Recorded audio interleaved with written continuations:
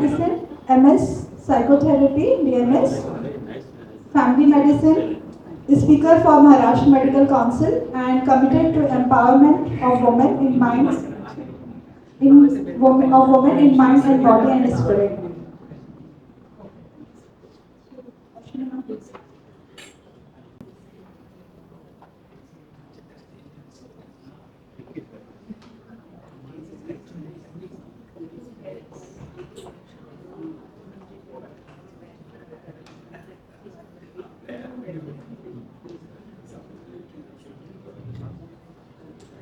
Good afternoon, ladies and gentlemen. I have been preceded by such dynamic ladies, and I'm sure all of you are already emotionally exhausted. The dopamine rush that you have had after your tea and coffee, I'm very sure you are already in the dopamine letdown condition. But I request you to wake up. Wake up to your neurotransmitters and wake up to the fact or to the topic of my today's topic, intimacy in sexual relationships and the relevance of intimacy in the digital era. What is intimacy? The state of being intimate. It's a close, familiar, and usually affectionate or loving personal relationship with another person or group. It involves closeness, affection, warmth, familiarity, and deep connection. Interpersonal intimacy is regarded to be at the core of the most fulfilling, affirming, and gratifying human social experience. Three types of intimacy are described: emotional, is a deep feeling of closeness or trust; physical, includes touching in a way that enhances feeling of closeness, desire. For example, hugging, cuddling, kissing. It can be between parents, it can be close friends. Sexual intimacy combines the physical act of sex with emotional closeness and trust. It is considered to be the integral part of romantic relationships.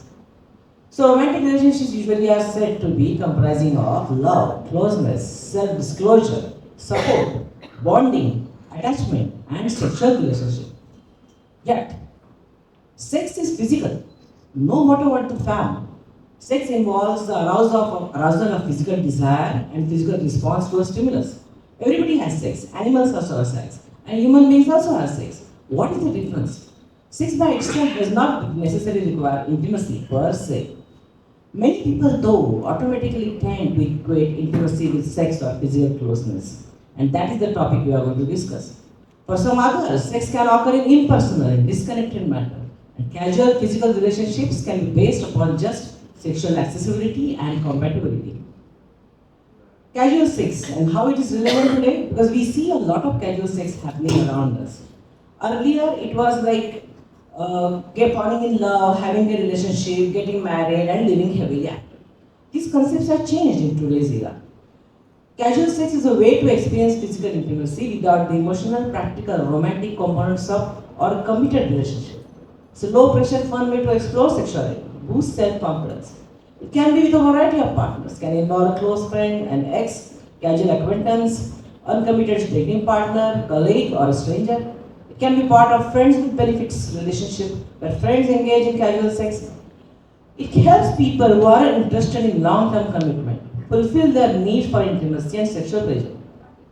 Yet, good communication can help build intimacy even in casual relationships. It brings about disclosure, builds connection, and also can help avoid misunderstandings, reduce resentments, and increase satisfaction.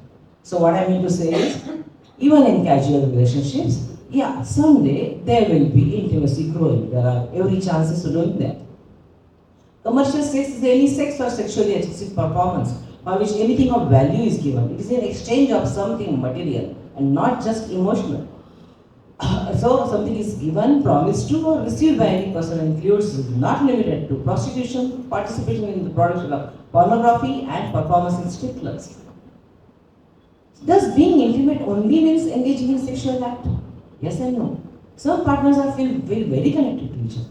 Neither of them are strongly focused on physical intimacy. In relationships that are intimate but not sexual, if both partners feel that they are getting their needs met, they feel close and mutually supported, it works for them. It's perfectly healthy. The issue around lack of sex in relationship really crops up when both partners are not on the same stage. One person wants one thing and another person may want something else. Then the emotional intimacy in fact takes backstage. Can romantic relationship be sexless? Is it possible? There is no one size fits for all answer to this. Everyone is different, and that is important for, and what is important for some may not be at all different important for others. Some may choose not to have sex or cannot have sex due to loss of libido, vaginismus, or fear of penetration, living with an underlying medical or psychiatric conditions, for example, bipolar disorders or schizophrenia, being a virgin, wanting to abstain from sex before marriage. However, this does not mean their relationship is unhealthy. It certainly is not a sign that the partners do not value each other. What is the bottom line? Sexual activity is not necessary for a healthy relationship. Then what keeps the relationship going? The answer may be intimacy, the togetherness, the act of loving, the connecting and sharing. But then why is the common eternal belief that sex is equal to intimacy? Whenever we say talk about intimacy, the first thing people start telling us about is their sex life. It's what is implied always. How does the sexual act is connecting to the intimacy? The answer is all our neurotransmitters. Our emotions, the way we connect to each other, our reactions, the answers are all in our neurotransmitter. Let's see how. Sex can create an intimacy feedback loop. It can lead to emotional attachment because the body releases hormones that promote bonding and connection. Oxytocin, the love hormone, is released during sex and orgasm. It's associated with empathy, trust, relationship building. Women, especially, have high levels of oxytocin than men, which may explain why they are more likely to feel an emotional connection after sex. Vasopressin affects men more than women. It helps men bond with their partners. It also instills a protective instinct toward their partner and children. I'm sure all of you inside your mind are walking through these neurotransmitter names and what happens in love and in relationship and what are the changes that occur in the body and mind during a sexual act. Dopamine is one more hormone. Dopamine is said to be related to the reward system of the brain. Yeah. How does the reward system important in sex? See, when there is a reward like sex, shopping, eating cakes, or smelling cookies, something is interesting. Dopamine is secreted in large quantities. Dopamine continues to secrete and it reinforces the reward seeking mechanism. So if you're falling in love, how does that happen? You get attracted because you find somebody special, somebody is gorgeous, somebody is something you want to have in your life or in your bed. That's what makes the dopamine go after seeking another partner. So let's see how these dopamines or neurotransmitters are playing their game.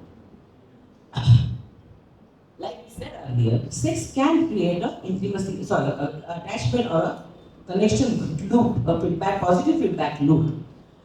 Whether it is romantic, committed relationship or marriage, casual, commercial, extramarital affairs, one-night stands, friend with benefits. Those in a relationship not only have the dopamine that rewards them for repeating the act, but also the oxytocin and vasopressin that makes them feel attached.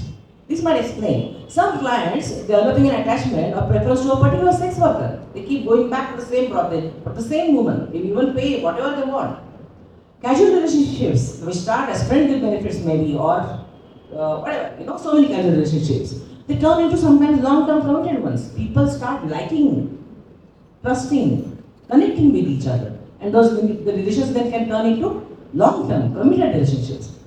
Yet, when there is a broken down of this relationship, whether it is casual, commercial, or a romantic long-term relationship, there is a feeling of rejection and let down. We all know how we get when the relationship breaks.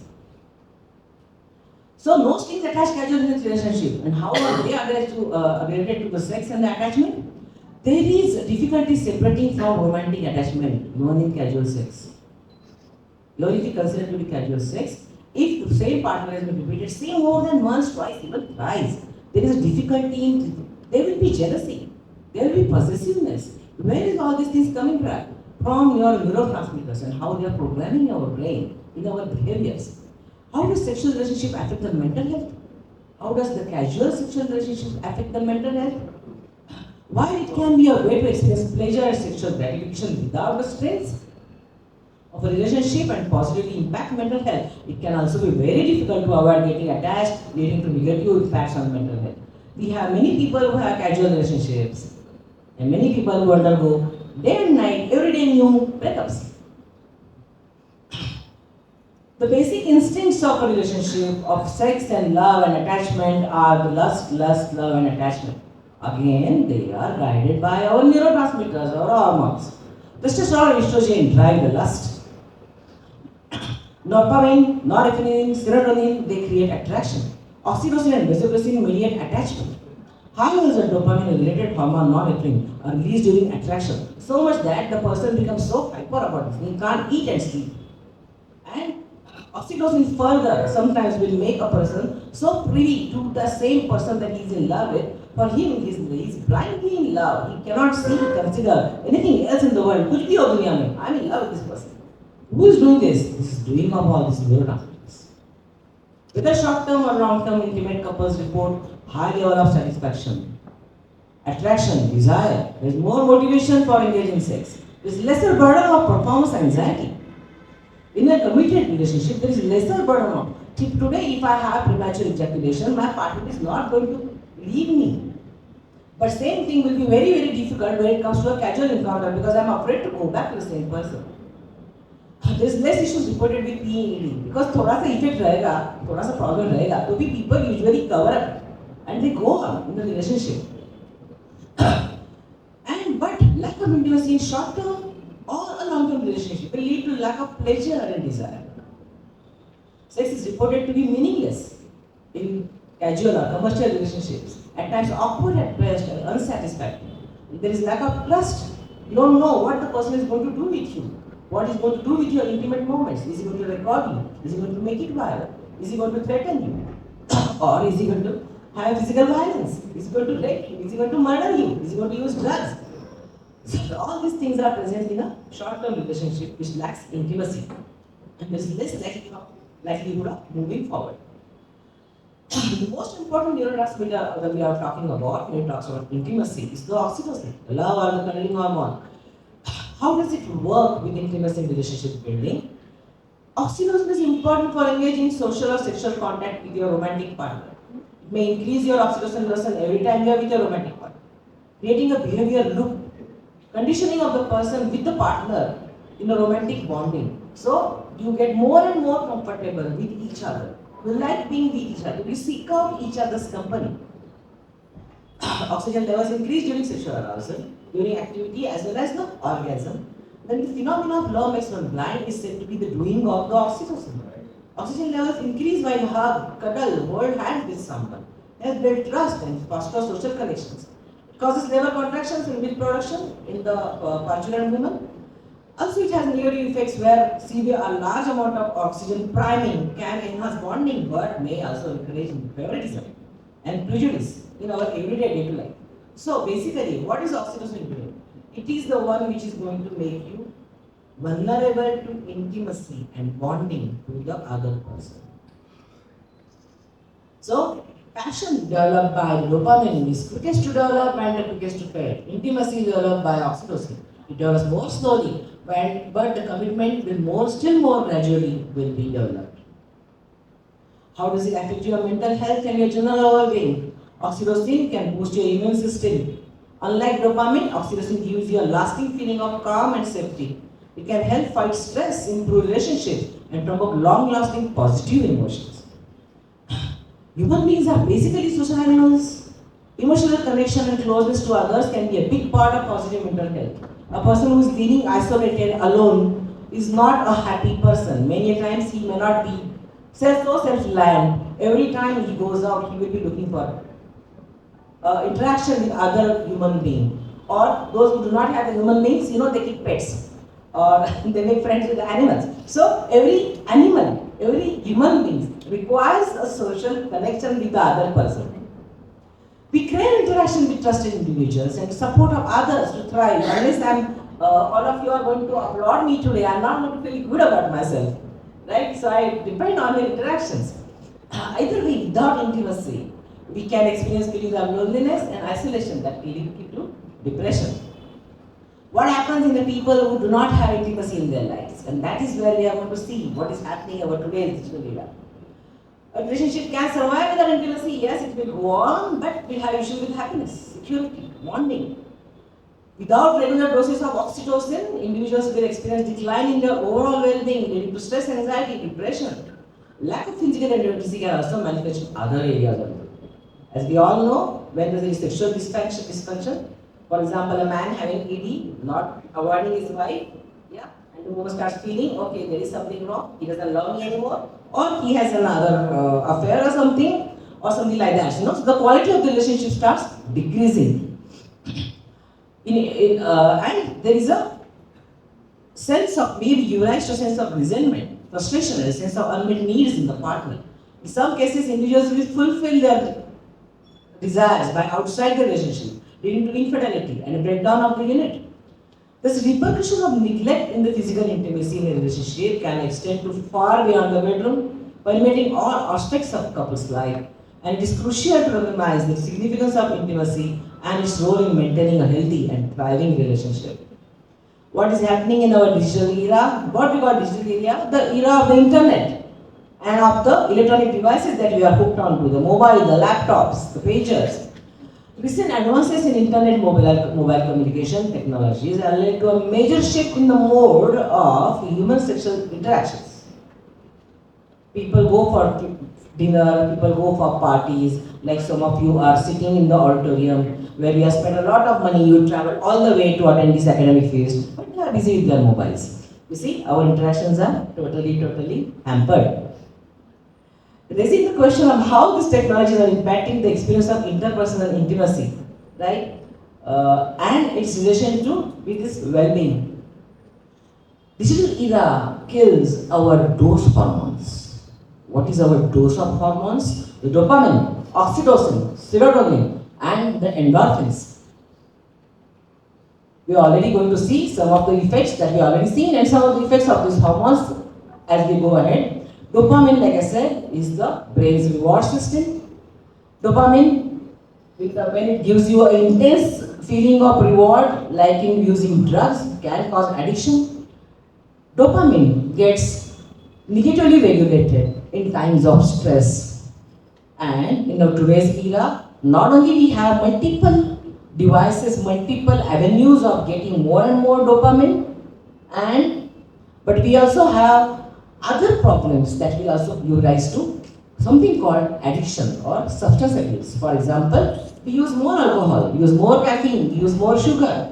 We are always on the social media. We are playing video games. We are in the substance use and lots more. So you see, we are bombarded by dopamine.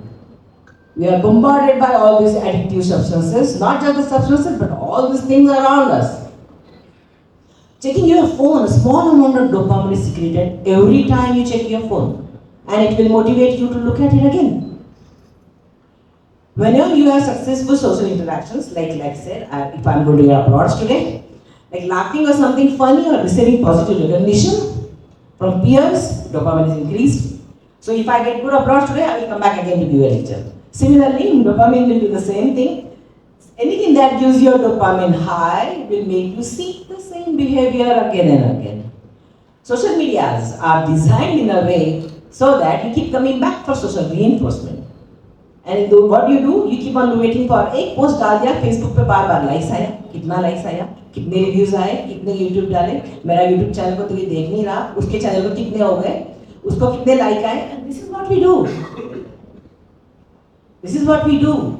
I'm giving a lecture over here, I'm discussing something with my friends, I'm singing a song, I'm having a dance on the floor, and I'm worried about recording my videos and putting them on the Facebook, and I'm waiting about people getting applause and likes and dislikes from people I don't know. But I'm losing touch with my near and dear ones and the people in the same room. So, then what goes up must come down. Dopamine is no different. After every peak comes a subsequent crash where we feel less motivated than before, than when we started, lasting as long as it takes to replace the lost dopamine. Then what happens? So we have a high with the addiction substance or with whatever we did, and then there is no motivation to do anything else. Yeah? And then there is decreased sense of pleasure. The more you repeat an activity, the less pleasure will bring us in the future because dopamine is addictive. It reduces your sensitivity. For example, this is a common scenario that I'm sure all of the sexologist friends have encountered. A young couple Yeah, and they live together, very happy together. They might have some social problems. Love marriage, got a lot of problems, got married, this and that. Married 1 year, 2 year, 3 years, unable to have sex. क्यों? सारा दिन काम करते हैं, रात को bed में बैठते हैं, मोबाइल की तरफ देखते हैं, फोन देखेंगे, नहीं देखेंगे, लेकिन मेल्स चेक करेंगे, अपना सब काम करेंगे, व्हाट्सएप करेंगे, डिलीजेंटली सबके पोस्ट को रिप्लाई करेंगे, फिर बोलेंगे चलो अभी सेक्स करेंगे, फिर सो जाएंगे. And then you put on the mobile and you don't get it up. Why? Because you had a dopamine high and you are having a dopamine letdown. This is a very common scenario and a boon or rather a pain that we receive from the digital area. Then further, screen time disrupts sleep and dyschronizes the body clock. Because light from the screen devices mimic daytime, it suppresses the melatonin. Melatonin has been shown to enhance the production of luteinizing hormone, the crucial hormone for testosterone production. LS signals the testes to produce testosterone, making melatonin an indirect booster for testosterone production. So every time you are engaged in your screen, you are causing hampering of your melatonin. Then there are so many virtual digital intimacies that we have. Yeah, because of which, we lose personal touch, we lose personal intimacy. Because they are engrossed in the electronics. You lose sexual dissatisfaction because your dopamine is already been depleted. Yeah?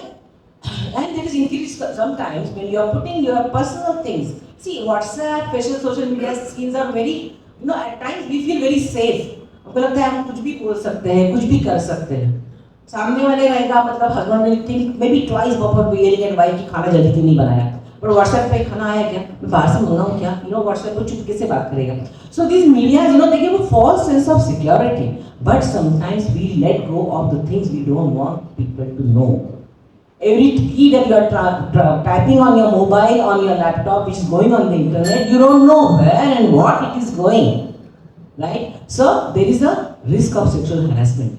Many girls share their pictures, share conversations with people she don't know, people she don't have affair with. Somebody just maybe a crush, maybe just a friend, or maybe just a stalker. But their private matters are leaked onto the social media, and that can cause harassment.